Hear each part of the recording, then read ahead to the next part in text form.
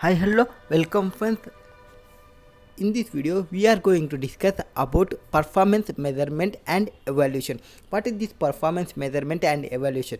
For example, if you take one hero,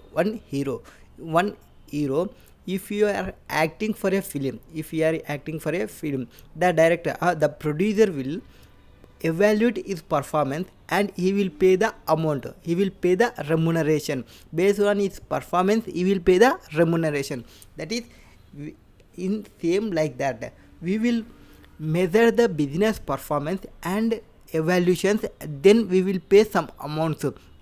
If you want, for example, if Infosys company is there, if you want profit for that company and you will evaluate its performance and you will measure its performance and you will pay by the shares of that company, then you will get the profits of that company. That is performance measurements. You see its performance measurements and evaluation. Same like that, we will see the business's performance and evaluation. For that purpose, we have so many methods. We will discuss that. Here what we will have overview means performance measurements. Here responsibility controls, they are cost center, revenue centers, profit center, investment center. For businesses, these are the more responsible centers. Next, here what is going performance measurement? It will first of all we will measure not only the financials, we will see the not profit sectors also. Not profit and non, for example, hero, we will not only see its acting, its background verification, means how he is acting with how he is treating with persons.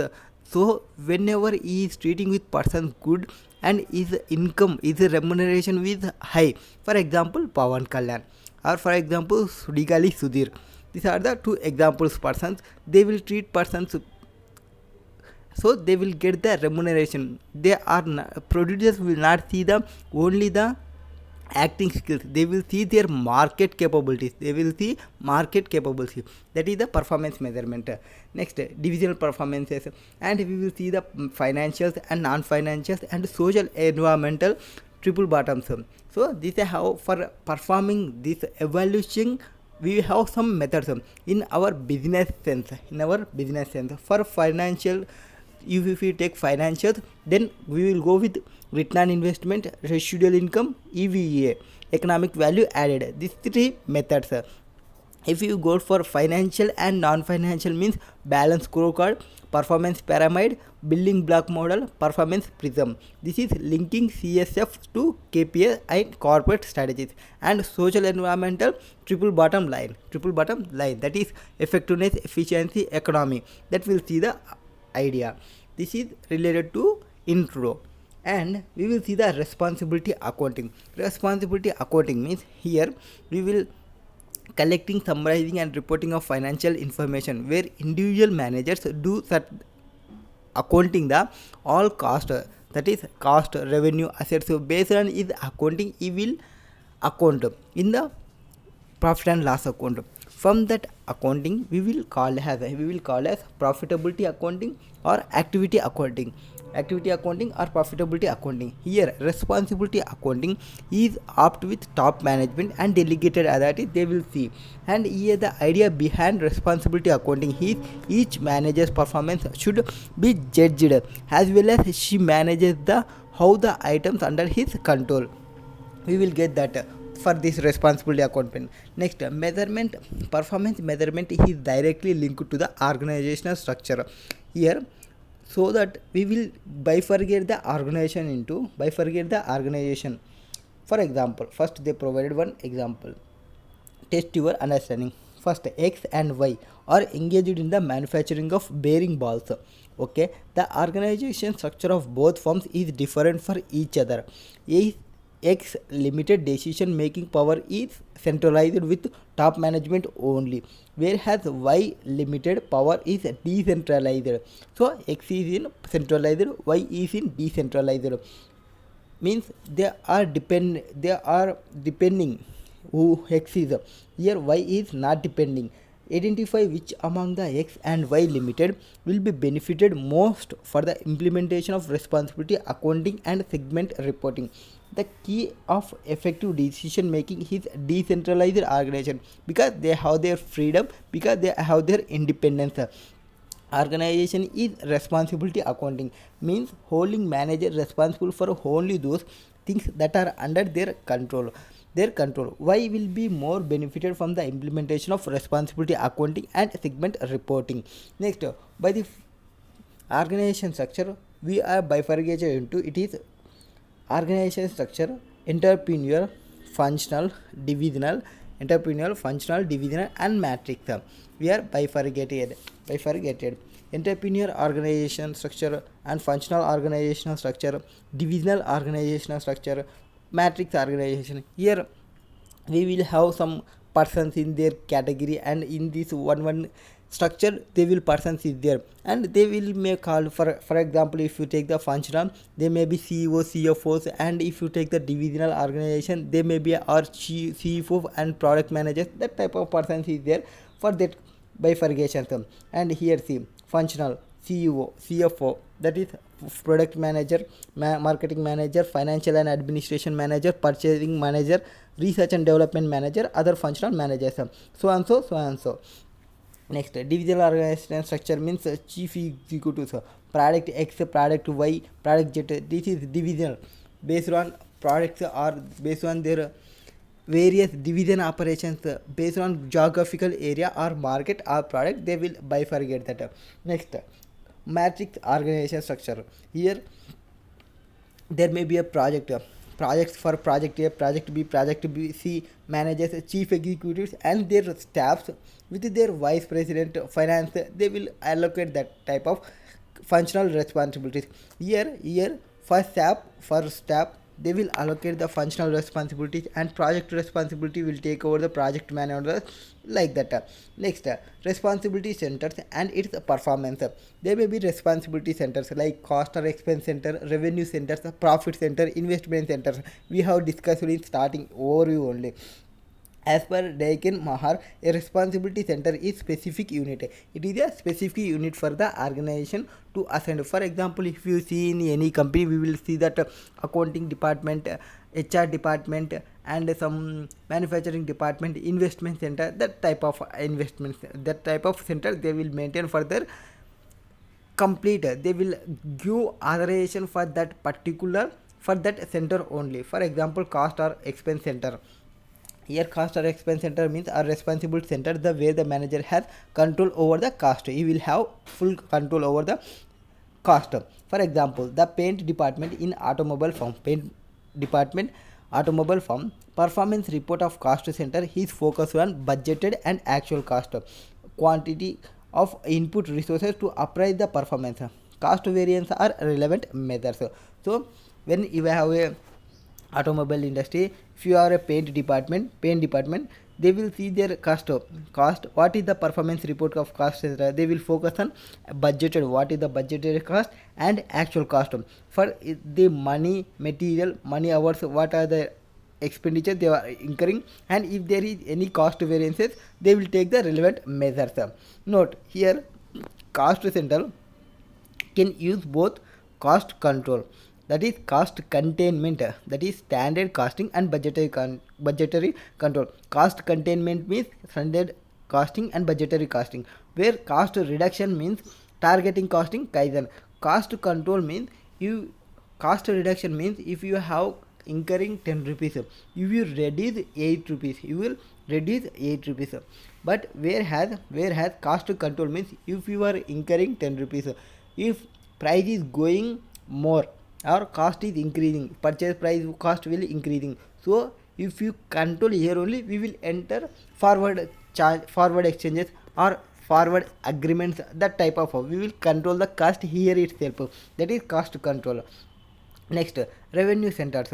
Revenue centers are the responsible centers where managers are totally concerned with rising revenue with no responsibility for cost. They will bother about the cost only, they will concentration on revenue. They will concentration on revenue, and here the key used in appraising performance. Appraising performance they will use for monitoring sales variance from budgets. If there is any variance from budgets, they will see that appraisal performances are sale variances. Booking counter or any airline companies is revenue centers. Next, profit center. Profit centers are responsible centers. Here, where managers of such centers are divisions, they will responsible both revenue and cost. Where we seen in cost or expense center, they will bother only about cost. Revenue, they will bother about only revenue. They will not bother about cost. But where the profit center means, they will bother both revenue and cost. Revenue and cost, they will have control on both. Here, which are not, other than which are capital nature, these are not a capital nature, and earned out of and incurred on assets assigned to the division responsibility only on operating profits. To illustrate, the facility of canteen can be considered as profit center. Canteen is a profit center. Thus, performance is measured in terms of difference between revenues and cost.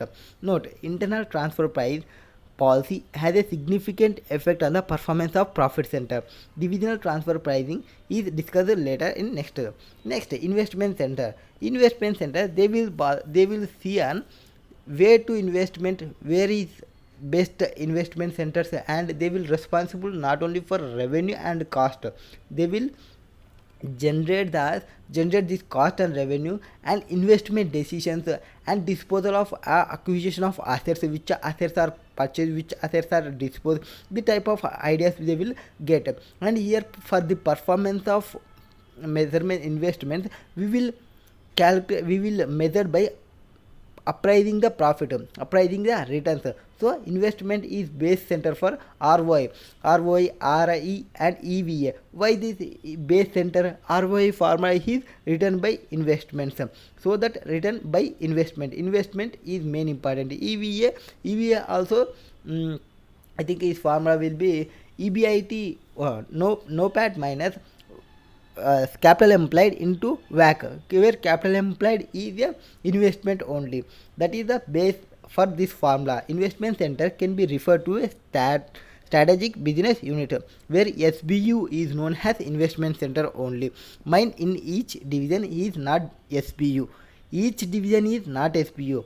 For being SBU, capabilities to work independently and is an isolation and essential. So if we have one company and they have purchase department or some diverse in some divisions, this is divisions only but not a strategic business unit. For telling that strategic business unit, it must have independent and capability of independent and an isolation as an essential.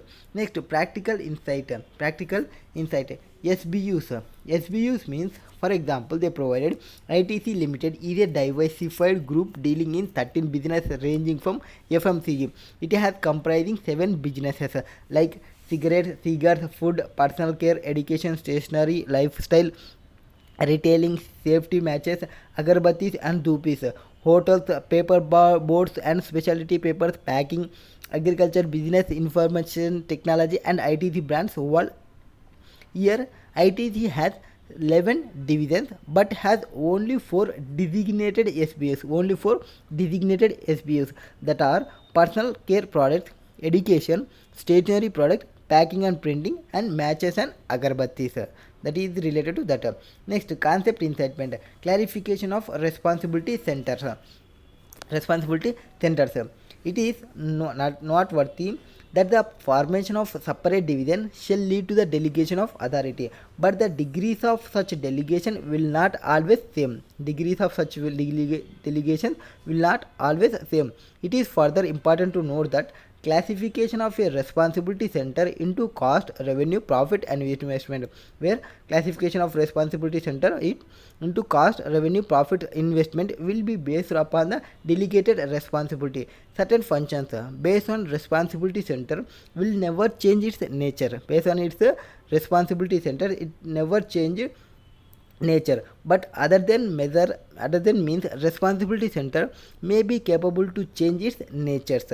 For example, For example, a faculty department in the university is a cost center, but if it started conducting MDP, that is Management Development Program, and undertaking R&D, that is Research and Consultancy project, may become profit center. Next, example number 1 example was provided for cost center. A transport department of a 5-star luxury hotel has total 5 cars. So it has 5 cars in the operation to pick and up its guest. So luxury 5-star hotel is maintaining cars while for dropping and picking for their guests. Next, budgeted cost is 2,62,500, out of which 75,000 is fixed in nature. Budgeted cost will be 2,65,200, 500, and out of this 75,000 is fixed in the nature of 75,000, 25,000 kilometers of run in a quarter. Fixed cost is committed in nature and it will be unavoidable to the whole extent, so it will become irrelevant for decision making. During the quarter immediately closed, kilometers covered by the car for was 23,600 kilometers it was covered, and cost incurred was 2,54,750 it was incurred. The car can be hired from outside at 12 rupees per kilometer. 12 rupees per kilometer. Performance report. We will see the performance report of the transport department has cost center responsible to operate 5 cars. Here we have variable cost where we covered 23,600 kilometers. Okay. Next, fixed cost will be 75,000. 75,000 is the fixed cost, and cost allocated to be incurred. How much they allocated? 2,52,000. 2,52,000 they are allocated. Cost actually incurred by the to run 23,600. It was be 2,54,750. 2,54,750.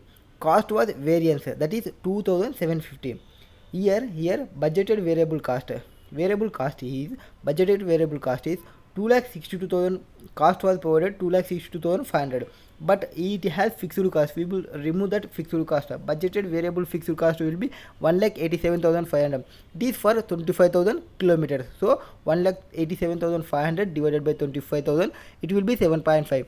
So this variable cost was used for 23,600 into 7.5, 1,77,000. Next, what provided? We performance report of transported department has a profit center as an out of level of 23,000 kilometers, 600 kilometers. Cost of hiring. If we hire the vehicle, then we will charge for kilometer. It will be 12 rupees. So 12 rupees into 23,600, that is 2,83,200. But running our own, we are incurred 2,54,750. So 2,54,750. So profit variance 284 to 28,450. Because of we are running, we have saved that 28,450. Correct. We have saved that 28,450. This is our profit center. And if we see the cost center, cost to be incurred 2,52,000, and actually incurred 2,54,750. So cost variance 2,750. We have incurred 2,750 as we compared. Next, example. Z manages a staff of over 75 persons and budgeted of close to million HKD per year. He is responsible for maintenance of all buildings and equipment at a large educational institution. So Z is a manager person, is over 75% and budget is close to the million HKD per year. He is responsible for maintaining all buildings and equipment at large educational institutions. However, any rebuilding, renovation or modernization plan is budgeted and administered separately. Then ZD's responsibilities comprises negotiating with contractors, selection and evaluation of staffs, choosing the type of landscaping and so on. JED services, however, are not billed out of the user department within the institute. So he is responsible for comprising the negotiation with customer contractor selection and evaluation of staff, choosing the type of landscaping and so on. But JED services, however, not billed out of the user department within the institute. He is working, but his bill is not booking. Okay, the performance of JED should be evaluated based on cost center. Through JED delivers a suitable services, so it is providing a suitable services. It will be treated as cost center. There is no direct influence on maintaining the billing to particular quality level within allowed cost. This is the main essence of cost center. In addition, the institute should use a combination of financial and non-financial. Only seeing the financial, we should not take the decisions. We should also see the non-financial performance measures to evaluate JED performance. Focusing on the financial measurements alone not worthwhile. That is maintaining the building. Responsible for maintaining the building, it is not only the financials, we will see the non-financial measures. So he is responding for complaints and feedback. Score and maintenance appear useful way. Make sure that JED is providing a desired service quality. Okay, next, what is the performance management system? Performance management system means, here we will get that.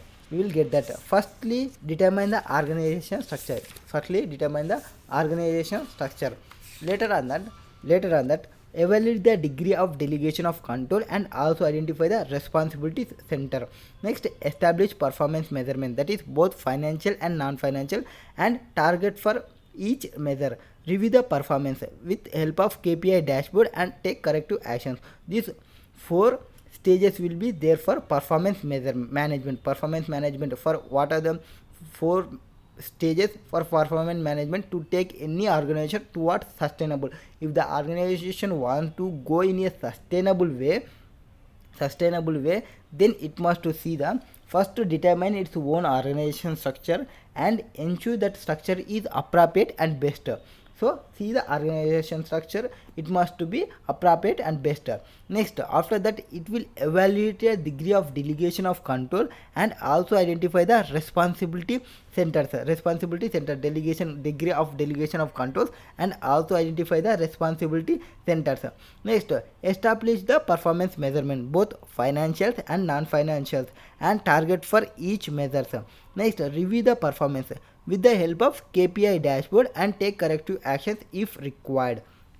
Next, aspects related to first 2 phases are already covered, that is previous heading. Now it turns to performance measures, both financial and non-financial. In financial, non-financial, what we have different types. That is balance scorecard, performance pyramid, billing block model, performance prisms. This type of all we will cover here. First of all, 1, divisional performance measure. Okay, for the divisional performance measure, we have poor financials and other. If you want a good performance measure, we should have 3 points. What is this? This is provide the reasonable incentive to the divisional manager. You must provide the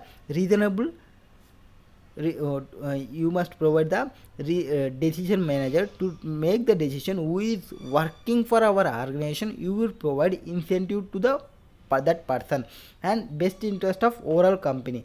Next, only include factors for which the divisional manager can be held accountable.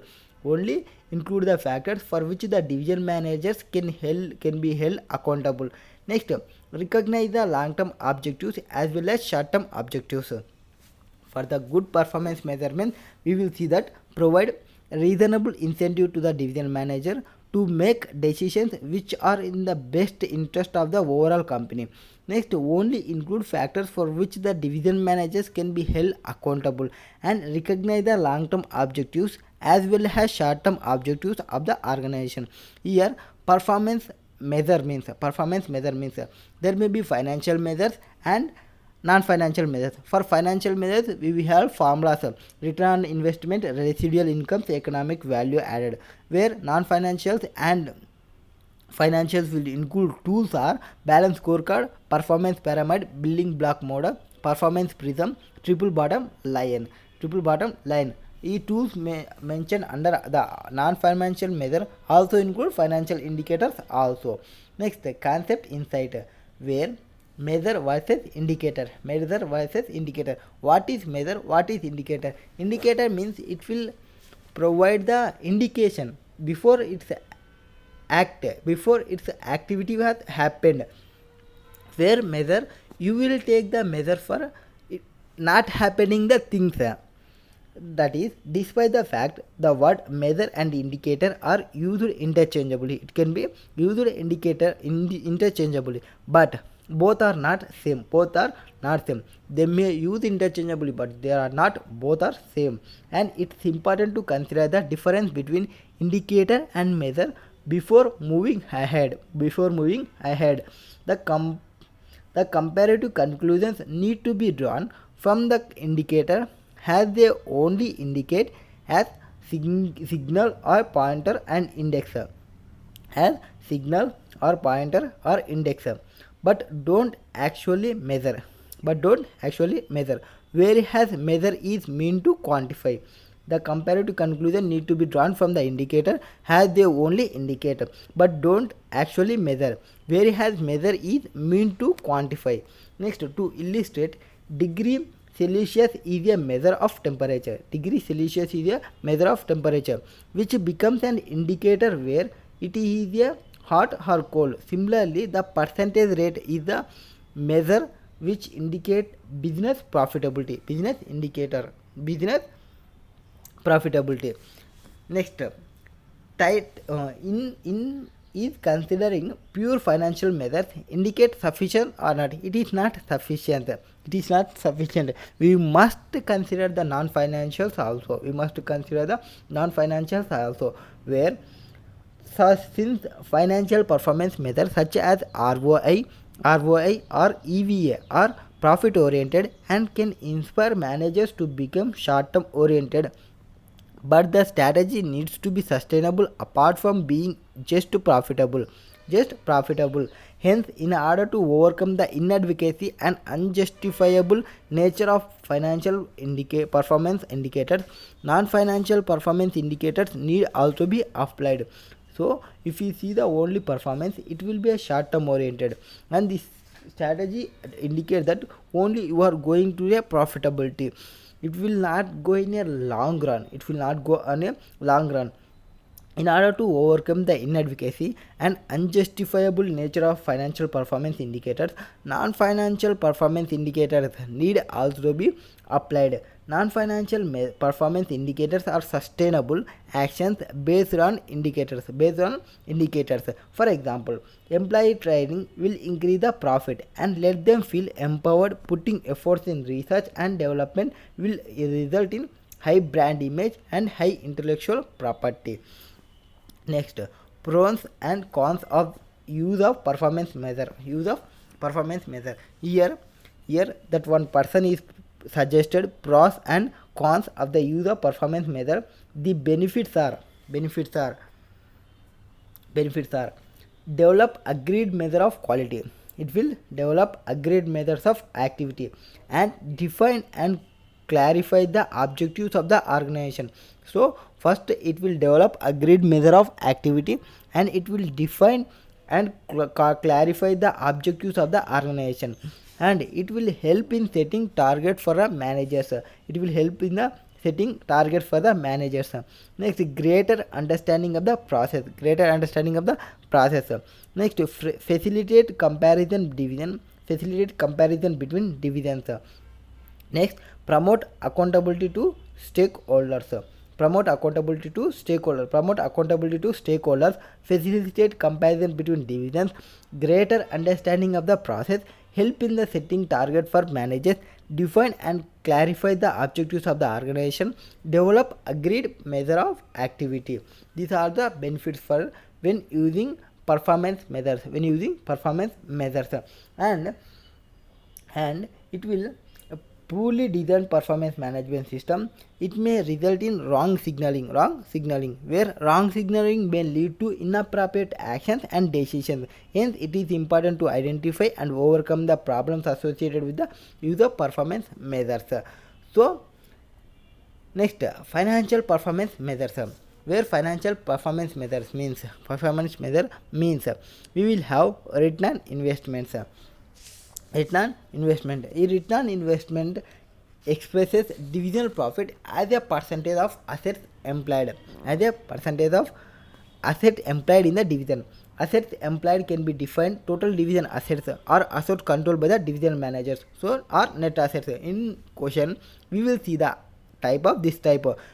They will give that total divisional asset or assets controlled by the divisional manager or net assets. These are the denominator parts, and in numerator that is divisional profit. We will expect divisional profit as a percentage. Next, ROI is a common measure for ideal for comparison appropriate cooperative division for companies of similar size and in similar sector, but has limitation too. It may possible that divisional ROI can be increased by those actions that will reduce the overall ROI of the company, and conversely the action that decrease the divisional ROI may make the company has a whole better off. In other words, evaluating divisional managers on the basis of ROI may not encourage goal congruence. Evaluating the divisional managers on the basis of ROI may not encourage goal congruence. Here we will see one example. That is, they provided available investment project, division alpha and division beta. Project proposed investment will be 2020. Controllable contribution to 1.4, that is 20 lakhs. Controllable contribution 2 lakhs, 1.4 lakhs. Next, cost of capital 8%, 1.6. Residual income 0.4 minus 0.2. Here what can we see? And based on that example, overall cost of provided, the manager of the division alpha would be unwilling to invest the additional 20 lakhs because the return of the proposed project is 10. Proposed project will be 10. Presently there is 13. That is 13. It has 13, but proposed project was 10. It is decreasing their return investment. Whereas other hand beta, their present percentage return of investment will 5, and their proposed project will be 7 rupees. They will invest. They will increase their increasing in their return investment. So on the other hand, the manager of division B wishes to invest. A will be, he will not interest to invest because they are decreasing in ROI, where B is interest in investment because their ROI was increasing in trend. It would be increasing in division of ROI. So the managers of both division would make decisions that would not be the best interest of the company. If you see the overall, these are both are divisions. If you individually they see, they will have if you individually they will see, they will division alpha will not be encouraging and division B was encouragement. But if we see the overall, then what is there presently, and they will see that 13 plus 5 18 by 2 9. Presently they have 9. Overall cost of capital is that one provided. Overall cost of capital is 8, and proposal will be 10 plus 7 17 by 2. It will become how much? 17. Now project where ROI greater than cost of capital 8%, but the manager of the division alpha would be rejected a possible return of 10%, and manager of division beta will accept a possible return 7%. This is a situation of sub-optimization. Where one division is accepting, one division is not accepting.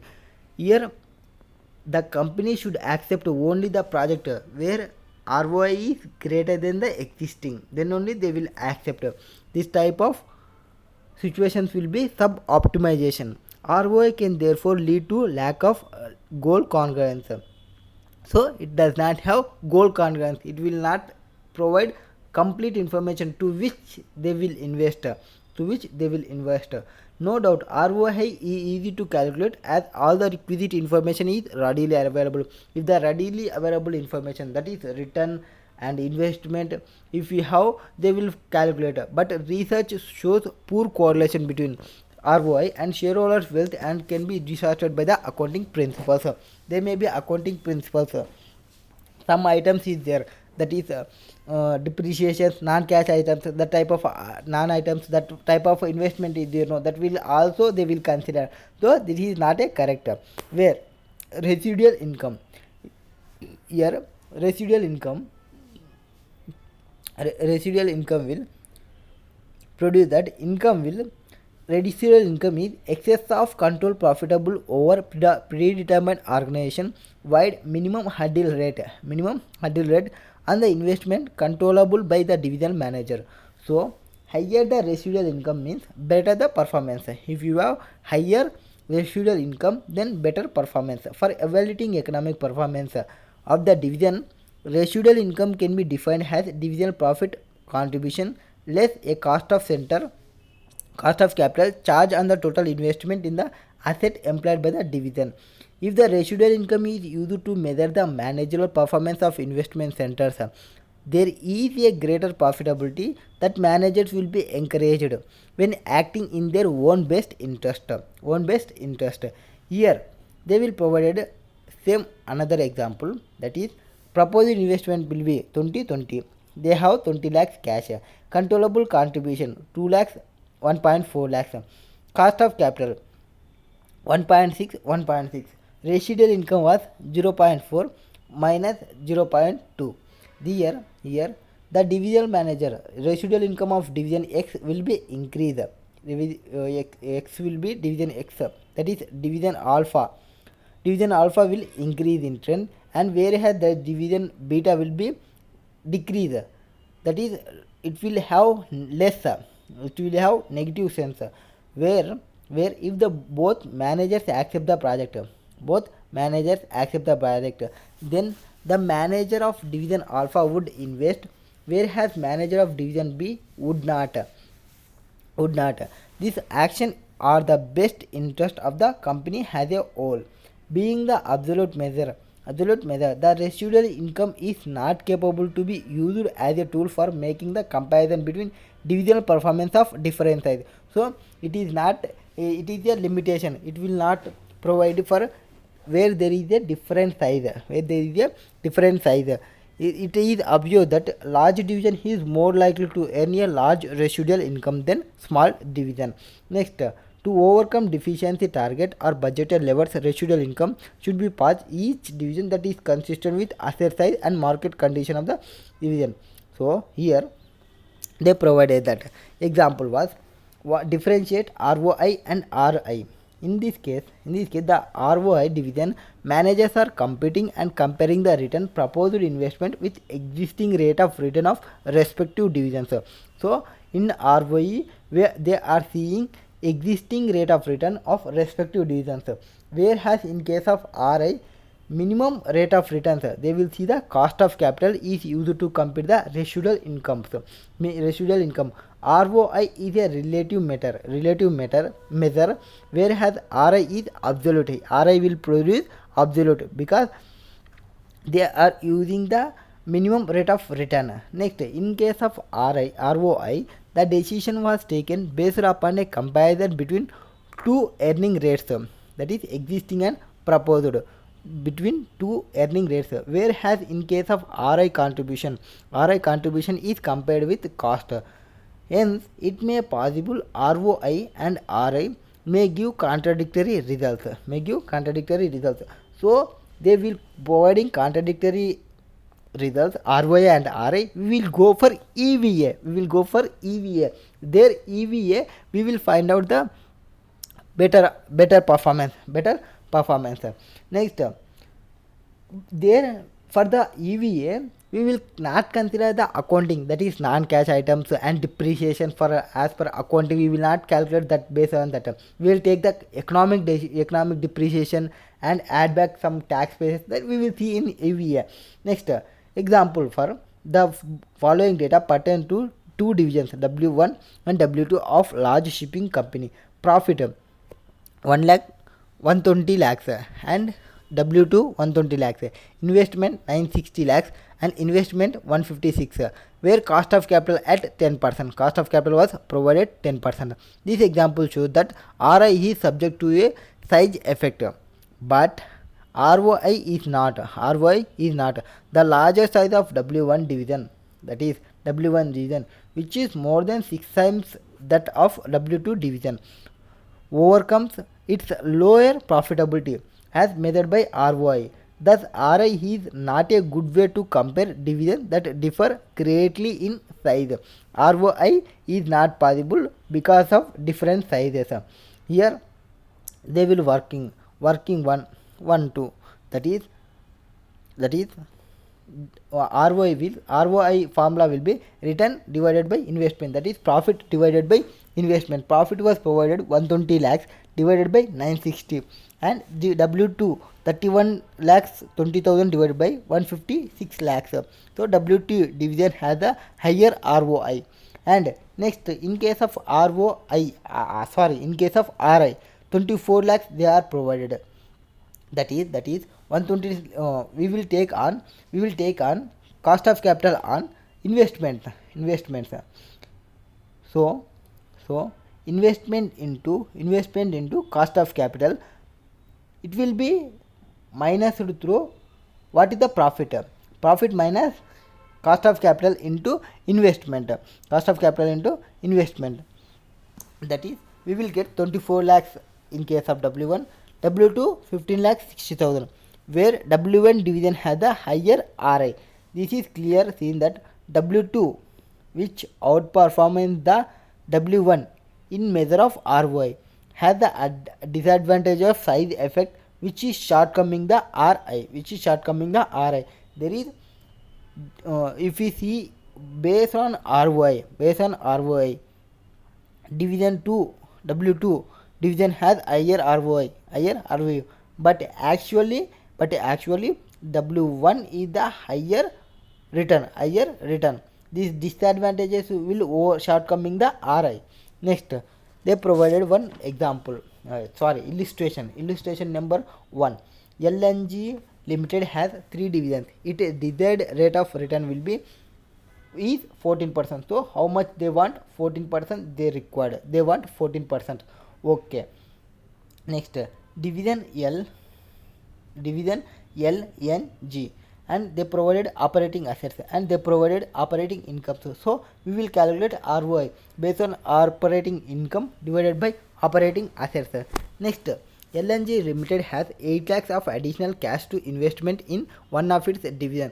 So it has 8 lakhs rupees to investments. So additional cash they have 8 lakhs rupees. So they will investment in any one above division which is providing highest returns. So that desired ROI will be 14%. From existing ROI, operating income divided by operating assets, we will get one ROI. We will compare that desired rate of return. And if we investment this 8 lakhs, then the divisional managers have identified investment opportunity, thus are expected to yield the following ROIs: 16, 12, 15. So if we investmented this 8 lakhs, they will expecting this returns. Okay, calculate ROI at present for each division. So for calculation ROI, we will get that the 3,45,600 divided by 19 lakhs 20,000. This is operating income divided by operating assets. We will get the ROI. For ROI is its actual position, but we estimated 14%. Division manager of L division, he is currently providing the highest ROI of 18% among the 3 divisions. Okay. Next, after that, where the manager of division G would be the most eager to accept additional funds of 8 lakhs. 8 lakhs because of the ROI of the proposed investment is more than the present ROI. How they provided, that is 13.6, and acceptance proposal would increase the division of ROI. So existing they provided, see here they provided 16, 12, 15. They expected 16, 12, but they have 18, so it will decreasing. Next, if they n have 12 and they invested from now existing 16 point have 16.5, if we invested it will come 12, and whereas G they have 13.26, 13.6, but if they invested 15, so they will get the benefit. So G is the acceptance the additional fund of 8 lakhs because of ROE. It will more than the present ROE. Present ROE is what is there, 13.6, and it will become 15%. ROE was increasing. Next, third, the managers of division L and N both would be reluctant to invest the additional funds 8 lakhs because the return on the proposed project will be 16, 12. For N, against their existing ROI was 18, 16.5. So it was a decreasing trend. If we invested in additional funds, we will get the negative. However, manager of division N would be the least likely to accept the additional. If we come, they both are less. From if we see the nearest, who is the nearest person, we will see. For nearest person, for that L will be a 16, 18, 2% is different, and 12, 16.5, 4.5 is the likely to least person is N. Next, division L offer the best investment opportunity of 16% for LNG Limited. After G, L is the best investment opportunity of 16%. Next, here second, third. So they are asked questions, no, based on ROI, identify the division managers who would be the best eager to accept the additional investment fund, that is G. Next, based on the ROI, identify the division managers who would be the least eager to accept the additional investment fund, that is least will be third one, that person N will be the least person. Next, state the division that offer the best investment opportunity for LNG will be 16%. If existing will be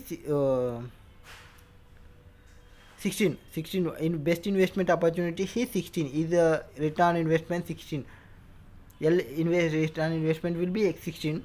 Okay. Next, discuss the conflict between requirement in 2 and 4. These 2 and 4 conflicts, and advise the residual income performance measure could be used to motivate the managers to act the best interest of the company. If you want to increase your income, what can we do? First of all, divisional lack of goal congruence between divisions. When you have a lack of goal congruence, division between division and organization as a whole is the reason, and the division managers are focused to choose between the best interest of their division because their individual performance is linked to the division performance and best interest of the company as a whole. In requirement 2, decision of managers of division G is the best interest of the division but at expenses of their company, resulting sub-optimization. Whereas in requirement 4, decision is taken for the perspective of LNG Limited as a whole. Next, to avoid sub-optimization. Sub-optimization means what? What is sub-optimization means? Whether we will decide for go for G or whether we will go for N. Why here N not N? G or L? Why we are conflicting between G or L? Because for G we have only 15% investment, as division L it has 16% investment, so higher investment in 16. That is one case. And If we compare with actual, we will got the G. If we compare with the, it is the actual. For actual to proposed, it was increased by G. We have taken in second point. For the least means, which is the highest return is providing L. So this is the case. We will go for I investment, or which is going to be increased. This is the subcosting situation. This is the sub optimization situation. To avoid the sub optimization return, the divisional performance, here we calculated with return of investment. So this sub sub optimization, the divisional performance can be measured using residual income, that is RI can be used. Then this disadvantage in ROI, we can bypass this income by using the RI. Since under RI, division manager do not reject the proposed project with lower return than existing return of income division. Hence, in the interest of organization as a whole, division is ready to accept the investment project with the return equal to or greater than the predetermined rate of return. So overall return, cost of return, which is provided 14%. So we will see that 14%. RI being absolute measure have shortcoming to that performance of the division with different sizes cannot be compared. If you have a different sizes, it will not be compared. We will see the performance, moral performance based on 14%, which is provided there. Desired return, the overall company has required 14%. If you go for L, we will get the 16%, and if we go for G, we will get the 15%. It is good one only, no issue. Next, that is the year. Next procedure, next one. Here they have, if you have a different sizes, it cannot be compared. Now we will go for EVA. EVA is a performance. EVA is a performance measurement system that aims to overcome the limitation of other divisional performance measures, which are based upon accounting profit. Here, EVA is a performance measurement system that aims to overcome limitations of other divisional performance measures, which are based upon the accounting profits. Here, the major shortcoming of relying upon accounting profits includes. It will includes two methods. Here, profit will be ignored. It will add some, or it will go for other. That is profit ignore the cost of equity capital. Companies only generate wealth when they generate a return in excess of the return required by providers of capital, both equity and debt. In financial statement, the calculation of profit does take into account the cost of debt finance but ignore the cost of equity finance. Where EVA, it will say cost of debt finance, but it ignores cost of equity finance. Next, profit calculated in accordance with accounting standards do not truly reflect the wealth that has been created and are subject to manipulation by accountants. So an alternative to accounting profits in economic profits, EVA is a measure of economic profits. So they have some problems. When company is generating their wealth, they will generate return excess of return required by the provider's capital, both equity and debt. Here the financial statements calculation of profits does not take into account where cost of debt finance, and it will ignore the cost of finance in normal case. And in normal accounting we will prepare the accounts based on accounting standards. That is, we will use the depreciation, we will use the non-cashing item, that is payment provisions, and we will pay the tax as per percentage, not actual payment. In P&L we will provide this type of items based on accounting, but as we required only the economic profit, so that we will calculate the economic value added. Economic value added. Economic value added is a performance measurement system that aims to overcome the limitations of other divisional performance measures. So other divisional performance measures are using wrong information which are based upon accounting profit, in accounting profit they are using different type, that is depreciation, non-cash items, where taxation has a percentage. Here EVA does not use that wrong profits, that it will not use a accounting profit, it will calculate its own profit, that is economic profit. We will add back the depreciation, non-cash items, so and so we will add back. Next, calculation of EVA. Calculation of EVA is a economic value added is a measure of economic profit. Economic value added is calculated as difference between NOPAT minus WACC into capital. WACC means debt, a weighted average cost of debt and equity capital. Weighted average cost of debt and equity capital into, and capital employed means this is opening capital. Next, here NOPAT means net operating profits after tax. This profits figure shows profits before taking out of cost of interest. Next, here we will get two methods. We have two methods for NOPAT calculation. They may be for accounting profits. They provide the accounting profits. No, for that accounting profits, that operating profits, or other name is operating profits. We will take that operating profit, we will add back all the depreciation, non-cash items, and whatever the tax paid as per percentage. We required only tax paid, and this accounting depreciation will be had back, and economic depreciation will be deducted, and provision for bad debts and the discounts will be added, and interest and capital will be added, and research and marketing, technology development expenditure will be added. That all expenditures will be added back to the profit.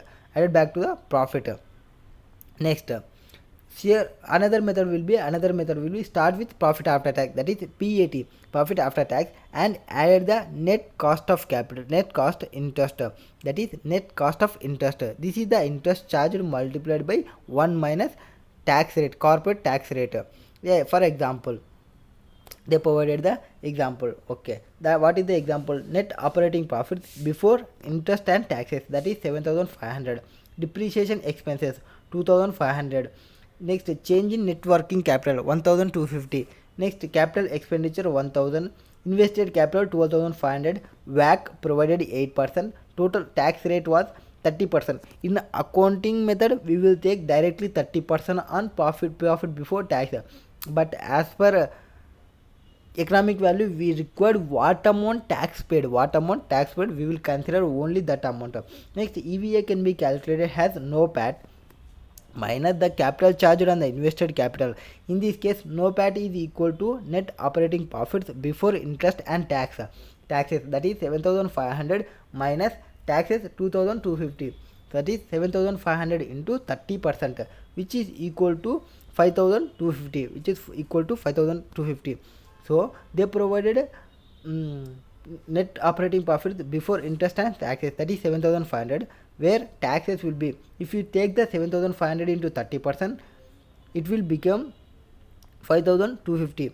But if we go with EVA, we will calculate it with that amount will be, 12,500 into 8%, that 5,250 is there. No, whatever the tax amount which is provided after profit after tax, we will from that what is the invested capital, 12,500 into 8%, we will get the EVA. Here limitation for EVA, we have limitations for EVA. EVA is two certain limitations. Important among them are, EVA is also an absolute measure. Hence not free from shortcomings, like comparison between performance and enterprise of different sizes is not possible. So for EVA also it is not possible to, when there is a data for comparing between performance of enterprises of different sizes is not possible, and largely based upon historical data. it is largely dependent based on historical data, because they are taking the accounting profit, and it from accounting profit it is adjusting some items. After that adjusting, they will taking that capital, working capital, opening invested capital, whatever the information is historical data. Next, here may enlist the instance when will EVA increase. EVA will increase based on EVA will increase if any of the following initiative, either individually or any combination, applied by the organization. For operating profits can be made to grow without employing more capital, that is greater efficiency. Next, additional capitals invested in projects that run more than the cost of obtaining new capital, that is profitable growth. Next, crunch out capital from those investments or project which yield at the rate less than the cost of capital, that is liquidated unproductive capital. Next, illustration number 2. Here we provided X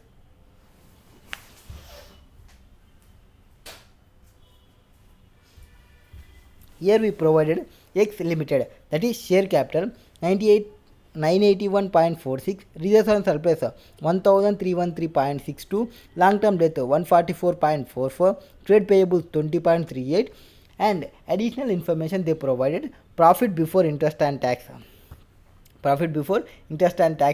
2 lakhs 2000. So from this we will get the equity was share capital plus reserves and surplus equity, and for debt will be long term debt. We will not consider the trade payables. So next, profit before interest and tax, so EBIT 2,202.84 lakhs, interest paid is 13.48, tax rate is 30%, cost of equity is equal to 12.42, and cost of debt is 6.53. So equity was provided, and cost of debt, we will take the cost of debt after tax. Always we will take the after tax. How can we see that it is a after tax or not? We will take that interest paid is 13.48 divided by 144.44, that is we will get the gross amount. From that we will deduct the tax rate, that is 30%. Next, calculate EVA, added economic value added of XYZ Limited. For XYZ, EVA is economic value added, means it is a performance measurement. And for its formula will be no PAT minus WAC into capital employed. Here no PAT will be taken, that is PBIT, that is earning before interest and tax, minus interest minus tax plus tax and interest. We will take the second method. That is EVA is equal to no PAT will be whatever the amount provided here. EBIT they are provided 2202.84. from that we will deduct interest. From that we will take the tax amount. Plus add back that tax amount, that interest and tax yield will be add back. Then we will get the no PAT amount. Next, capital employed was, we are already calculated capital employed, that is share capital plus reserves and surplus plus long term will be the capital employed. Next, WAC means here share capital plus reserves of equity and debt. We will take that equity and debt. Equity into weight, debt into weight divided by total equity plus debt. We will get the WAC percentage. Next, PBIT 2202 less interest, PBT less tax, profit added back, and from this we will add back the interest portion of tax on 13.48. Only the tax portion will be deducted, remaining will be added. Tax portion will be 30%, that is 9.44. amount no PAT 1541.99. EVA will be no PAT minus WAC into capital employed. Next, practical insight. EVA practices. HUL compete EVA and report the same in the annual report. HUL considered 7.02 as a pre-tax rate of cost debt and 9.11 has the cost of capital. But in while calculating EVA, we must take the post cost of debt. Here they provided pre-cost of debt. So we will deduct the tax portion on that amount. Next, that percentage 7.02. After that, cost of equity has been computed using capital asset pricing model SML pronounced by William Sharp 1963, considering RF equivalent to yield on long-term government bonds 6.14. That is RF was provided. Next, RM was provided, that is market risk premium 4.47 and beta variant is 0.664. RF plus beta into RM minus RF, that is CAPM model formula. Next, non-financial performance measures. Now as of now we are seeing the only performance measures. Now we have non-performance. Here we will get the balance scorecard and other types we will get. Next, test your understanding. Here what are the different difficulties and shortcomings of using the and interpreting the qualitative information, that is non-performance measures and indicators. When you see this, quantitative information is capable to influence the decision. When you see the quantitative information is capable to influence the decision. Traditional information system recognizes quantitative data more quickly and easily, and it is difficult to assign meaning and take interpretation out of the qualitative data because subjectivity is involved. Next, difficulty to compare as a measure are not readily available. Next, qualitative information may be incomplete and dynamic of qualitative information is high. Next, cost of collection and sorting may be very high. These are the difficulties and shortcomings of using and interpreting qualitative information. That is for non-financial performance measures or non-performance indicators, getting this information is very tough because it is not a financial data. For example, if you count Reliance company profit and loss account, we will get from their website, but you cannot get that non-financial data. It is some risk may involve, but quantity of information is capable to influence the decision. If you have more information, then your decision may change. Your decision will influence. Your capability of decision will influence if you have qualitative data. If you have only the single figure, for example, if you see the profit, for profit last year is 10 lakhs, now this year is 20 lakhs. If you see the profit, wow, profit was increased to 20 lakhs, so we will investment. But if you have full data, that is full profit and loss account, and then that profit and loss account, there is one sale of machinery to the cost of 8 lakh rupees. Profit of sale of machinery was 8 lakhs. So there is increment only 2 lakhs here. Only 2 lakhs was increased there. Out of 10 lakhs increasement, there is 8 lakhs was related to sale of machinery. Because of we don't have proper information before that. When we have quantitative information, then our decision was influencing. So if we take the full information, our decision was influencing. That is the case, and it is difficult to assign meaning and take interpretation of qualitative data because subjectivity is involved. So if you see the net profit was increased, we don't know.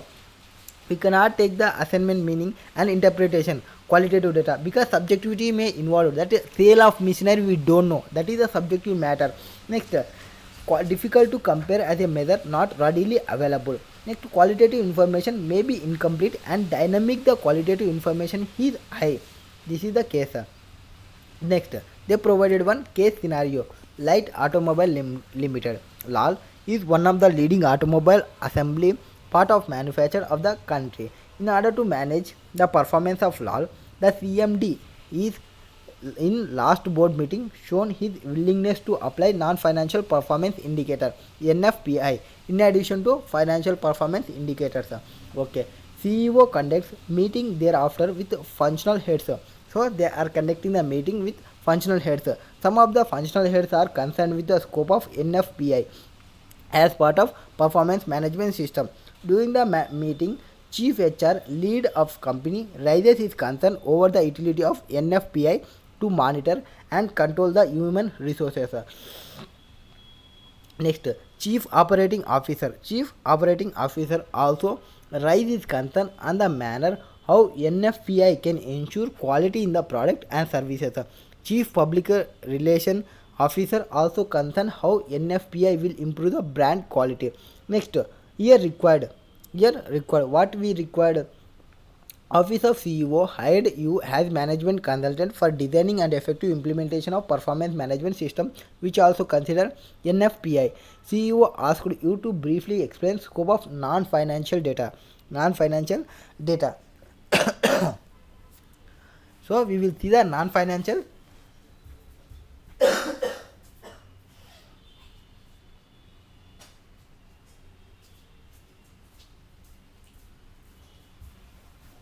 Non-financial data. Scope of NFPI. Here, the three functions of whose functional heads raises the concern. Scope of NFPI. Management human resources. It is a non-financial data. Product and service quality. It is also a non-performance data. And brand awareness and company profile. It is also a non-financial data. But this is influence. This is influence our profit. Because if you see our quality of product is not good, then our customer will not satisfy, and if our customer was not satisfied, he will not communicate with the other customers, then we will lose our customers and future customers also. So for this purpose we need to consider non-financial data also. The performance management system, which also consider non-financial performance indicators in addition to financial performance. Don't see only the net profits. If you see the only net profit, you cannot get the new customers.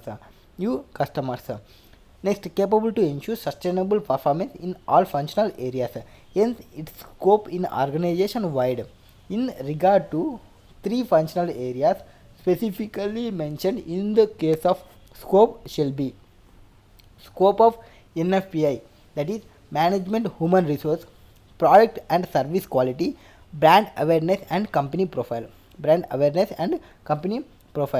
Management human resources. Here we will see that monitor and control staff in terms of staff turnover, absent rate, result of job satisfaction survey, and in case of product and service quality, we will see their quality of product and services that can beat the rival product and fulfill need of customers. So if we satisfy our customers, they will communicate with other customers and we will get the future customers also. When we provide the quality of product, when we have proper human resources, our staff control and staff take caring also main important, and results of jobs and satisfaction survey, how they satisfying our employees. If the employees is providing their transportation or for leaves, we will see their satisfaction level. If our employees is satisfied, then they will work more. If the employees is not satisfied, they will not work more. Our productivity will decrease. Next, brand awareness and company profile. Whatever the product was prepared, we must require the awareness to the customer.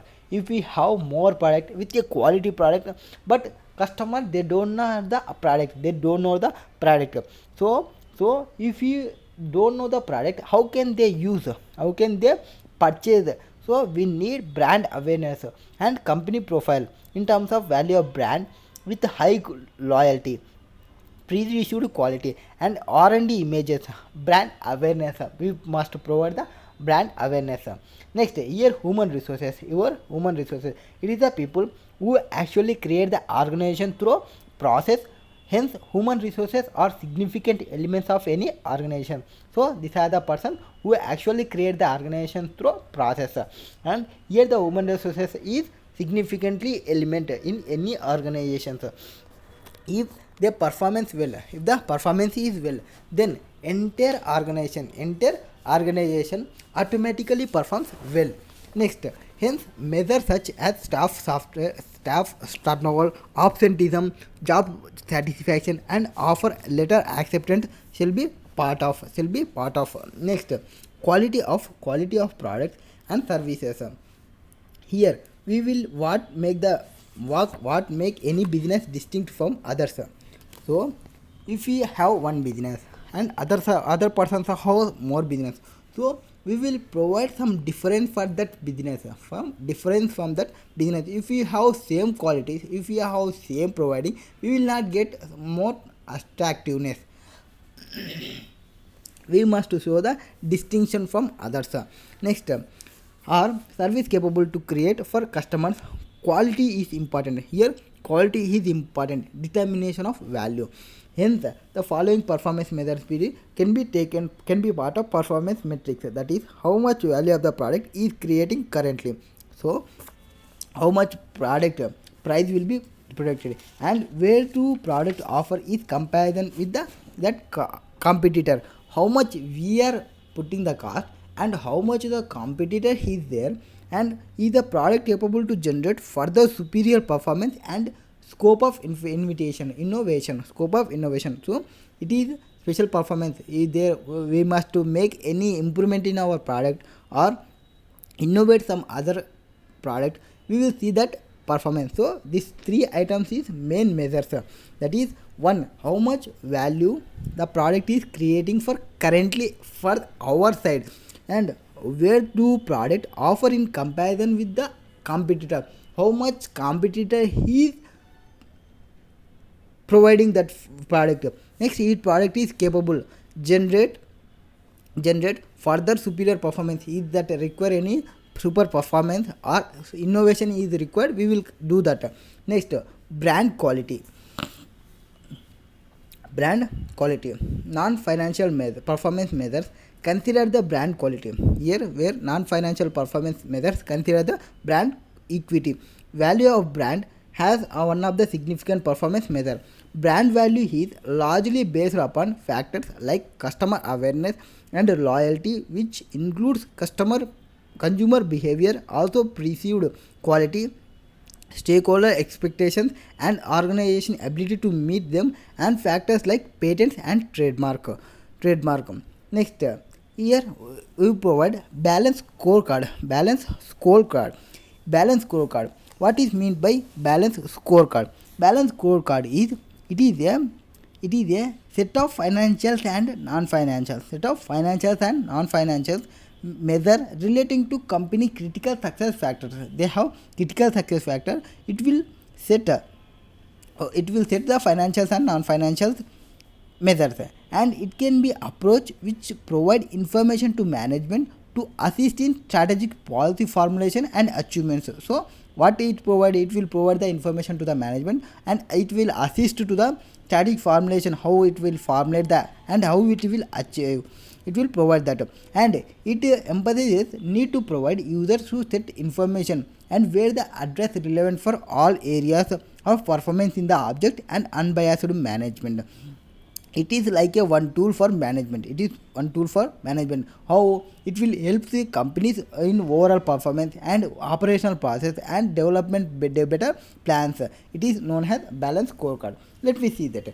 Balanced scorecard means it is a competitive advantage over peers where our equaling persons, we will see that for in competition we will get the gain when we use the balanced scorecard. It cannot be denied. In this era of information age competition, the company cannot survive just by injecting huge capital.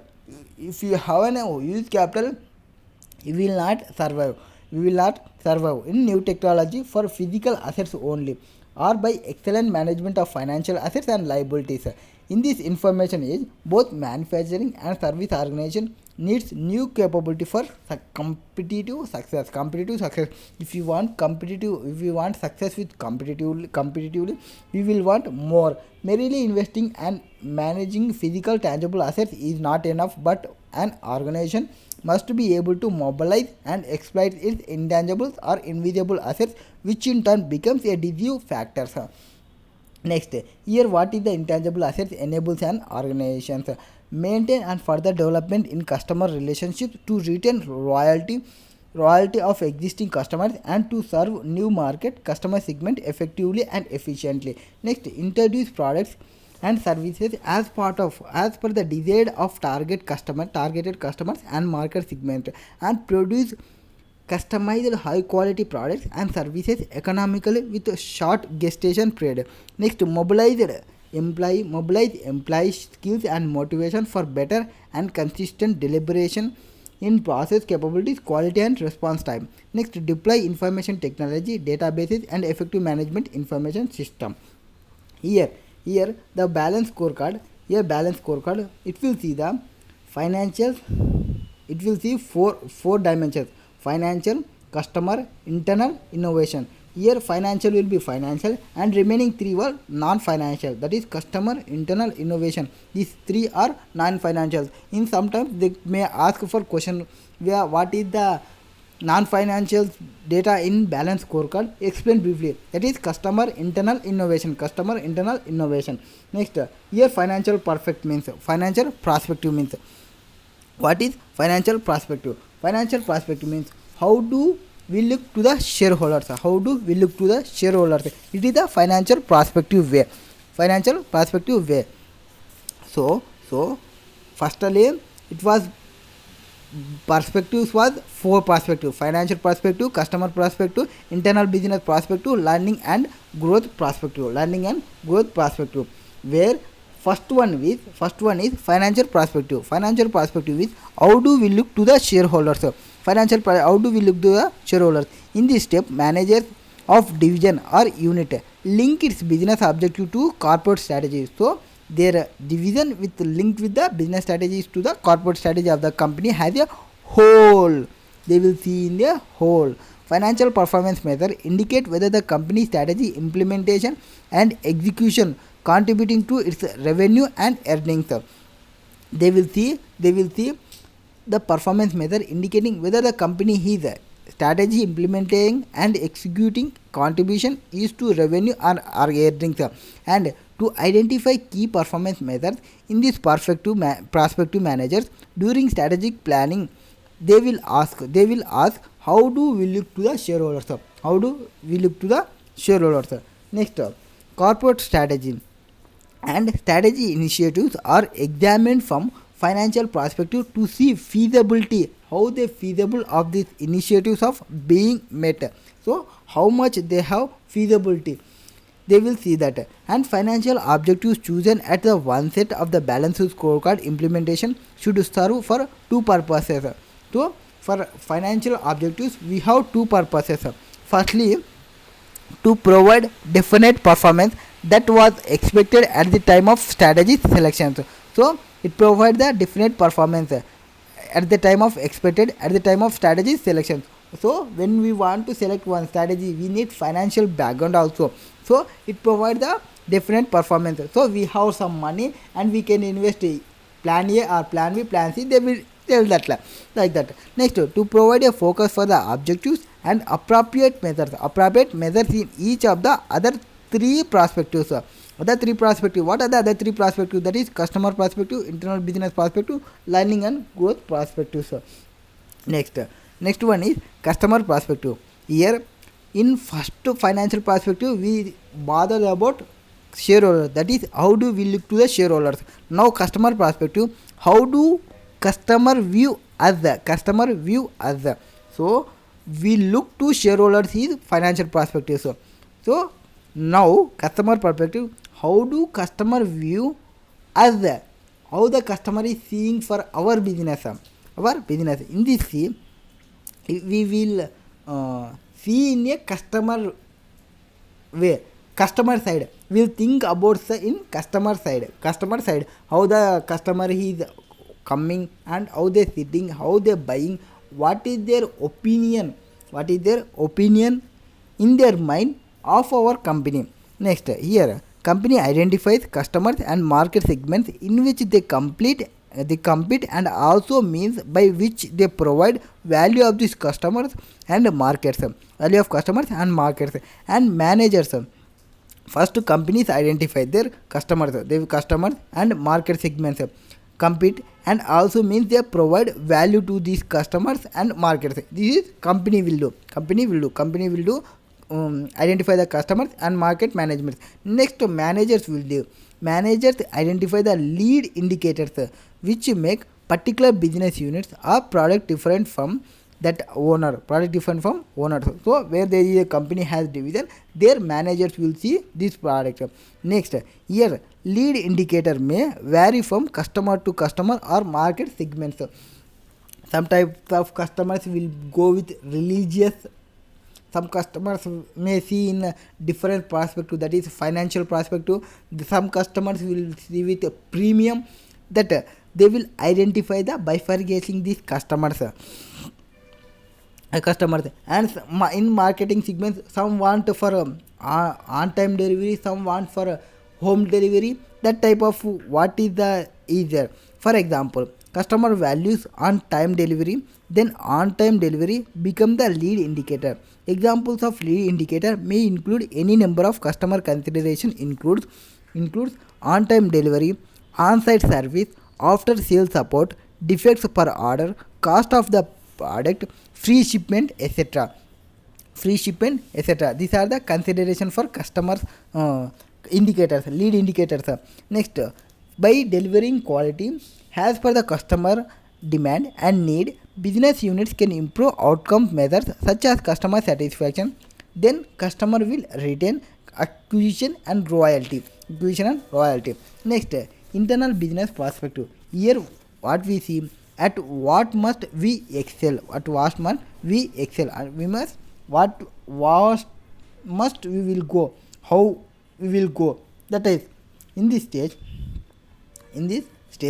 identify the process and activities which are necessary to achieve the objectives as identified at financial perspective and customer perspective stage.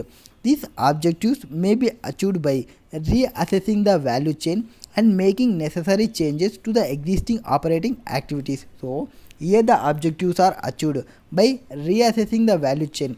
So they are reassessing the value chain and making necessary changes to the existing operating activities.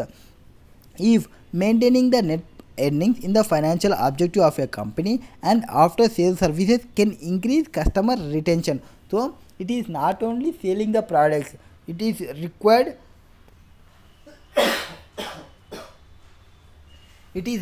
to retain the customer and provide their services, and they will come again. It is all required. And prospective need to improve after sales service also. Not only at the time of sale, it is also required after sale service also. This all see in business perspective to satisfy the customer requirement to maintain net earnings. This objective may achieved by providing, for example, toll-free customer helplines, setting up service centers in all major cities, and ATM centers. That's examples for internal business perspective. So this is here they will satisfy the customers after sale also. Next, learning and growth perspective. How do we continue to improve and create value? Here we will require in a dynamic nature, not in a static nature. What is meant by static and dynamic? Dynamic means we will go with a innovative, we will go with a market. We will not stand with like a statue. We will not stand with like a statue. Here, in the learning and growth perspective, companies determine the activities and infrastructure that the company must build to create long-term growth. So, here company determine activities and infrastructure that company must build to create long-term growth, which are necessary to achieve the objectives set the previous three perspectives. perspective, that is people, system, organization, procedures. Organization learning and growth comes from three principal sources. What is that three principal sources?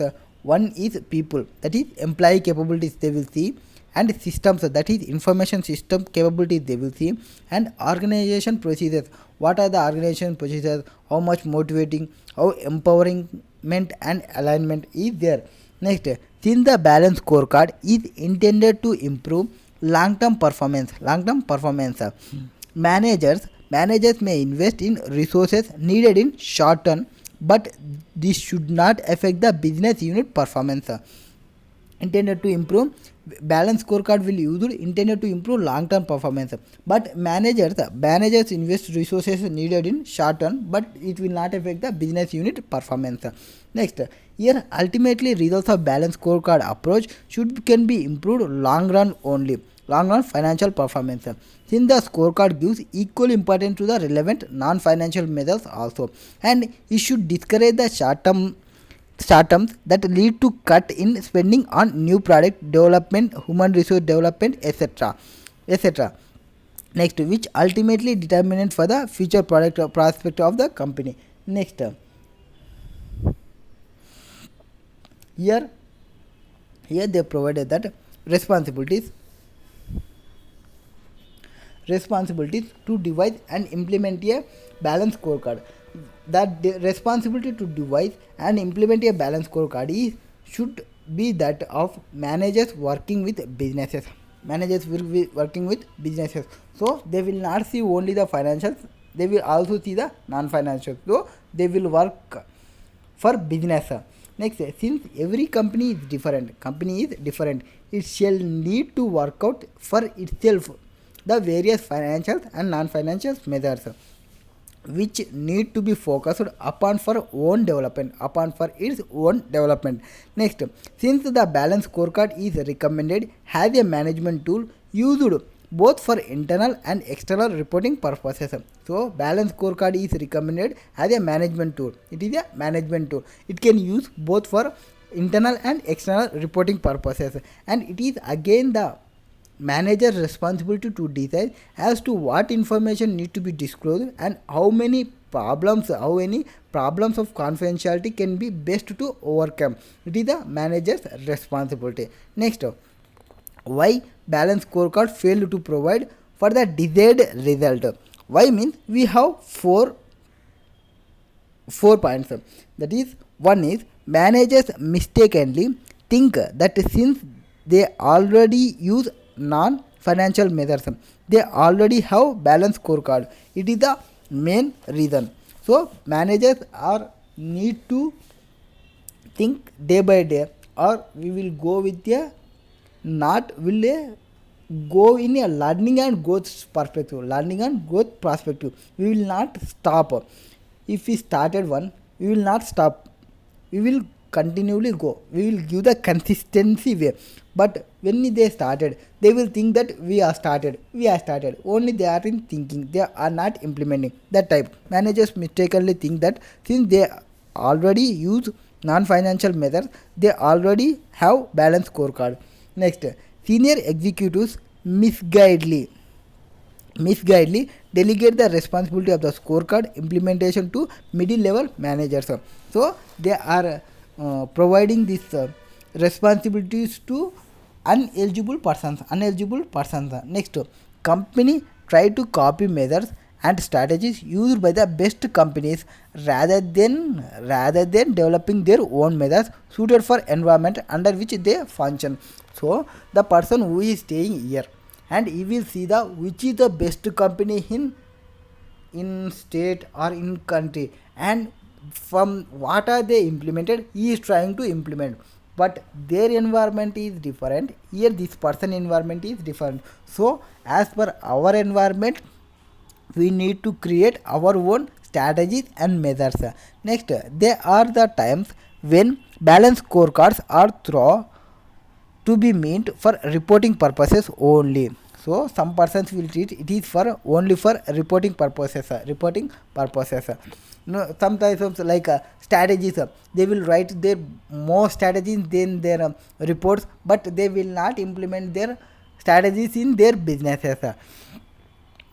Some persons like quotations like customer is my god, customer is our god. They will not in reality, in the quotes will be stayed in walls, but they will not treat their gods in reality. That is the main issue, sir. This notion does not allow businesses to use the scorecards to manage business in new or more effective way. Next, here it may be noted that the above mentioned difficulties refer to the internal use of the scorecards. Unless it is used internally successful, it should not be used basis for external reporting. Next, implementation of balanced scorecard. Balanced scorecard deals with perspective like internal process, learning and innovation, and highly people oriented. This is non-financial items. Hence, change in human behavior may be sought. So managing the human behavior to launch to the change in important. Here key link the reward to the scorecard measures. What is the vision and strategy? This is 4 items which we are learned now. That is the 4 items. First one is financial. Remaining 3 are non-financial. For financial, to succeed financially, how should we appear to our shareholders? So for financially, they will think on shareholder side. Their objectives, measures, targets and incentives. Next, remaining 3 are non-financials. That is customers. That is first we will see the customers. That is to achieve our vision. How should we appear to our customers? How to we achieve to our customers? This is thinking about the customer side. Next, this is outside. Customer will be outside. Next, internal business practices. What we need to satisfy our shareholders and customers. What is required to satisfy our shareholders and our customers, and what is the business process must we excel at. So what can we innovate, what can we initiate to satisfy our customers and shareholders. And learning and growth means to achieve our vision, we sustain our ability to change and improve. Not only the internals, we also require for externals. By internal means shareholders and external means customers. So we will learn and growth objectives. Next, here they provided examples. What are there in internal, what are there in financial, what are there in. That is financially means we will improve ROI and increase the sales.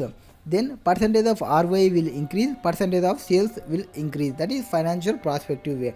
Next, customer perspective. Here when we see the customer perspective, our brand recognition will improve, our customer retention will increase. There measure will be targeting audience who recognize the brand. So when some person is recognized our brand, we will target that type of audience. Next, percentage of suggestions, complaints responded. Next, percentage of increase in repeat customers, number of repeat customers. Next, internal perspective. Improve in product quality, improve on time delivery to customers, and reduction in time spent in non-value added activities. So this will be improved. We will see the product quality improvement and time delivery to customers will improve. Reduction in time spent in non-value added activities will reduction. Next, what is the measures? Reduction in defeat rate, percentage of orders on time, percentages increase in MCE.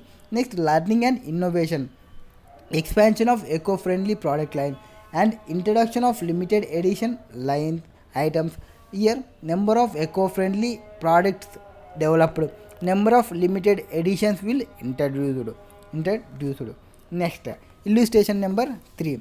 In illustration number 3, they provided that Standard Telecom Limited is leading cellular service provider having a global presence. It aims to be most innovative and trusted telecom company in the world. To achieve this aim, it constantly working on its overall functioning. It is trying to adopt best management practices in the world. So what he is seeing, it is one company and it is want to adopt best practices in the world. So for the following information, they provided the company performance for particular period. They provided operating ratio. So operating ratio, it was currently 60% and base year was 54. Base year is 54. Target to reduce it to 50%. Okay. Operating ratio means it is a financial related ratio. Next, what is we required? Following information here provided. Analyze the performance of the company using balanced scorecard approach. So we will to analyze the above. Okay. Operating ratio, it is financial related data. Average revenue per user sum. Average revenue means it is related to financial data. Next, unresolved customer complaints. Unresolved customer complaints, it will be customers, that is customer satisfaction. Next, customer relationship center. Customer relationship centers means it is internal. Next, employee coverage under training program. We will see innovating, that is learning and growth strategy. We will go with learning and growth strategy. This is the information. First we will see financial perspective, that is operating ratio and average revenue. Next, customer perspective will be service complaints, will covered in service complaint perspective. Internal business perspective, that is establishment customer relationship means internal business perspective, and employee training means learning and growth perspective. Okay, what is there here? For base year it was 54, now it was 60%. It to target was reduced it to 50%. So they want to reduce their operating ratio. Then company what can do? Company is required to take appropriate control and manage its operating expenses. So when we control their expenses, they can reach their target. Next, average revenue per user. Base year it was 210, now it was 225. Increases it to 250. So it want to increase its revenue for 250 rupees. Then it can operating ratios, then boost up average revenue by paid up value added to the service, and increasing not a fine choice. There will be cutthroat competition in the telecom sector. Next, unresolved customer complaints. 25,000 is the base and current year 27,500. Reduce it by 20%. So when you want to provide unresolved customer complaints, so now provide the they will use that service centers and some other, they will use that type of centers for adversely dissatisfaction. So increasing the consumer which adversely impact the consumer generally perspective about the company. So company may lose its customers in long term. Next, service complaint we required, it must be resolved. Then only the customer will satisfy. Next, here they reduced it by 20% only. Next, customer relationship centers. Base year it was 200, current year it was 280. Total take the total to 250 rupees. Total 250. Current year 250. Next, we are increased. So customer satisfaction is increased. Next, employee coverage under training program 8, 10, at least we win 15. So as a performance, the balance scorecard is a method which displays organization performance into 4 dimensions, namely financial, customer, internal, innovation. The 4 dimensions acknowledge the interest shareholders, customers and employees, taking into account of both long-term and short-term goals. The detailed analysis of performance of the company using balanced scorecard approach as follows. That is financial performance, operating ratio and average revenue will be covered in this perspective. What we cover, operating profit and average revenue, both will cover in financial perspective. Here for operating ratio, company is able to achieve its target by of reducing the operating ratio to 50% instead of its 60% is increased. Instead of its 60% was increased.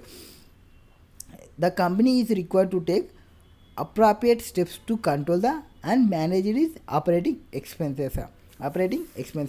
So it was achieved 50%. Instead it has increased to 60%. So the company is required to take appropriate steps to control and manage its operating expenses. Then our operating ratio will good. Next, the average revenue per user has increased from 210 to 225. 210 to 225. Revenue was increased, but remain short. Targeted was 250. You are targeted 250, but increased to 10. This is also one of the reason for the swell operating ratio. Where operating ratio here we are spending more expenditure that the operating ratios are different, so that we will decrease the expenses, then we will increase the revenue, then we will reach our target. The company can boost up its average revenue per use by providing more paid value added services, because the increasing price is not a fine. When if you increase your price for your product, it is not good, not fine choice considering the cut rate competition in the telecom sector. So if we increase even 1 rupee also, if the other person is less amount, then customer will choose that other person. So we will innovate some other way. Next, customer perspective. Service complaints will be covered under this perspective. That is, the company had set a target of reducing unresolved complaints by 20%. Instead of unresolved complaints has risen by 10%. That is 25,000, 27,500. 27,500 minus 25,000 divided by 25,000. So it has reached 10% only, and but reducing unresolved complaint by 20%. It shows dissatisfaction is increasing among the consumers, which would adversely impact the consumers' general perception about the company, and the company may lose its consumers in long term. So we must resolve our customers. We must require the customer satisfaction. Then only our business will sustain in the long period. Next, internal business perspective. Establishing customer relationship centers will be covered under their perspective. This perspective, the company has established 80 relationship centers. So it has mentioned how many centers. So 8%, 200 is there, and it was increased to 80, but take the total to 250 centers. So they are established 80 centers in current period, exceeding its target was 50 centers, but it was reached 80. So it is good to cater the needs of existing consumers as well as soliciting new consumers. This shows the seriousness of the company towards consumer satisfaction and would help them in the long run. The long run will sustain. Next, learning and growth perspective. Employee training program is covered under this perspective. Yeah, the company has set a target to cover at least 15% employee under its training program, but covered only 10%. So this is true. This could until the capabilities of the employees, which are needed for long-term growth of the organization, necessary to achieve the objectives set in the previous three perspectives. People are the human resource of the company is one of the three principal sources where organization learning and growth come. Next, practical insight. They provided one case related to that company name is Qantas Airways Limited. Next, what is the customer satisfaction, how they provided, that is all provided, how much they achieved. Next, performance pyramid. We will see, they will provide one pyramid. From this pyramid we will take that what is the measures, what is the objectives, and what type of there. Here we will have effectiveness, that is external effectiveness and internal efficiency. We will go through with in corporate we have market and financial. For market we need customer satisfaction. For financial we need productivity. And for market we have customer satisfaction. When will the customer will satisfy? When we will provide the quality product and we provide the delivery faster, then our customer will satisfy, then our market will increase, then our company corporate vision will good. Next, we will go with financials. When we financials, productivity, when cycle time is increasing or cycle time is provided and waste is decreasing, then our productivity increases, then our financials will good, then we will reach the business corporate vision objectives. When this is for market and financials, we need the flexibility, then only we achieve customer satisfaction and productivity. This is operation. Down we will operation, that is this we see in this one part and this we see in one part. And for marketing and financial we need flexibility, to do something we need some flexibility, then only we do our work in independently. This is performance pyramid. Next, here caution. Performance pyramid concentrate only two categories of stakeholders, that is shareholders and customers. Next, identify the flows defined in the pyramids and code the nature of external and internal forces. Internal means this side, this is internal, this is the external side, that is provided here, that is the flow of objectives from top to bottom. This is our objective from top to bottom. Here provided this objective, this is our objective, that corporate level objective from top to bottom, where flow of measures from bottom to top. For flow of measures will go with flow from down to bottom. So if you implementation is good for down to up, then it will good, and it is for the objective of the corporate vision. So objective is to flow from top to bottom, measures will flow from bottom to top. Next, the left hand side of the pyramid contains external forces. So left hand side it will have external forces which are non-financial, whereas right hand side pyramid contains internal efficiency which predominantly finance. This is all are non-performance and outside external efficiencies, and these are related to financials and internal efficiencies. This is we explained from that. Next, they provided illustration number 4. In illustration number 4, you are a paid assistant working in SBC LLP and account consultancy firm. Okay, you have received the following email from one of the SBC senior partner to DG from SB, date 22/6/2022. Subject PEL meeting there this afternoon. Next, as you are probably aware, we are meeting with the manager of PEL later this afternoon to discuss several key issues, and I need you to do research for me, and I need to report that covers the following.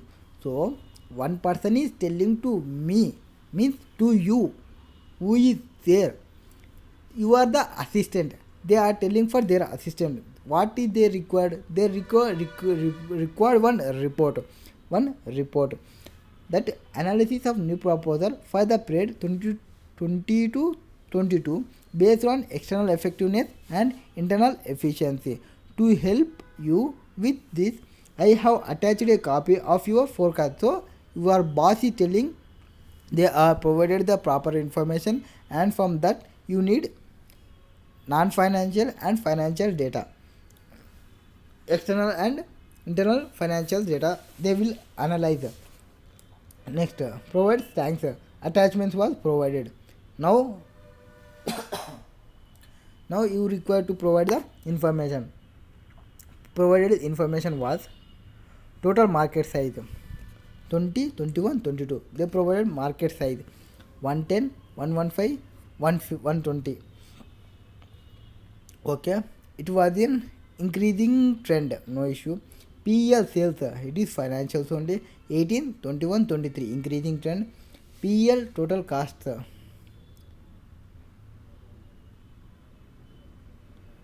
total cost will be 14, so 12, 12.7 to 12.55. Cost was in less, marginally decreased. Next, production achieving design quality standard 95.5, 98, 98.5. It was in increasing trend. Production achieving design quality standards. Next, returns from customers 2, 1, 0.5. It was decreased. Okay, good. Next, cost of after sales services 1.3, 1.1, 1.1. It is decreasing. It good for company. Sales meeting planned delivery dates 85%, 90%, 95%. Average cycle time customer inquiry to delivery weeks 5 weeks, 4.4. So it is average time also decreased. That we provided time customer satisfaction is main important. So here the customer satisfaction is good because customer returns is decreased, customer cost of after sales services was decreased, and sale meeting planned delivery dates. Sale meeting plan means it is come for internal services. Next, average cycle time was decreased, it is come internally, and components scrapped in production 65.6.5, 4.1, 1.5. Ideal machine capacity will be 951%. Drop the email as requested by the partner. So for the solution, first we may require information to SB from DG and data. Subject must be required for PL meeting this afternoon. Please find the below attachment my analysis of the point you wish me to examine the PL. Please let me know if you wish to discuss any of these points in more details. So we will telling that we are providing the information as per our knowledge, and if you want any query, if you have any query, ask me. That type we are telling in a professional way. Next, kind regards DG analysis will be, first of all, external effectiveness, internal effectiveness. Here external effectiveness and internal efficiency. For pyramid, what is the external efficiency and what is the internal efficiency, we will see. For the market success of the proposal is associated with the achievement of customer satisfaction. So whenever the customer satisfied, then only our proposal will be treated as it was success. Next, the success will need an efficient business operating system for all aspects of cycle, from product design to after sale service to customers. So what is required for efficient business operating system? We required all aspects of cycle, that is from product design to after sale services to customers. Next, customer satisfaction is linked with improved quality and delivery. Next, qualitative measures of these factors are as follow. One is quality is expected to improve. The percentage of production achieving design quality standard is expected to increase from 95.5 to 98.5. It was increased, that is quality was increased between 22 to 22. Next, these all are related to external factors, that is external effectiveness. Customer quality was increased, and the return from cycle for replacement or rectification cycle was dropped 2 to 0.5, and cost after sales service should drop from 1.3 lakhs to 1 lakh. And where delivery efficiency improvement that is expected may be measured in terms of the rise in the percentage of good achieving the planned delivery dates. This percentage rise from 85% to 95%. So we identified that what is the external and what is the internal. Here external was from this, we will see the pyramid. Here what is the internal, what is the external. What internal means cycle time and waste. And external efficiency means customer satisfaction, quality and delivery. Quality and delivery will come in external efficiency. Quality and delivery is now become super. And next internal efficiency will be, so we have see the external efficiency, that is quality and delivery points. Next for internal we will see that here financial success of proposal is linked to the achievement of high productivity. This should be helped through reduced cycle time and decreased level of waste. So we must reduce the cycle time and decrease the level of waste. Quantitative measures of these factors are as follow, that is average cycle time. Average total cycle time for customer inquiry to deliver should drop from 5 weeks to 4 weeks. So cycle time was decreased. Next, waste. Ideal machine capacity is expected to drop from 9 to 1% in between 20 to 24. All components production scrap is expected to drop from 6.5 to 1.5. This is financial success is linked with this. This is related to what we discussed now, performance pyramid. Next, building block model. After that we will see that building block model. After we will have one what is there that one building block model, performance model. After that performance NF50 is figures we will see in next class here.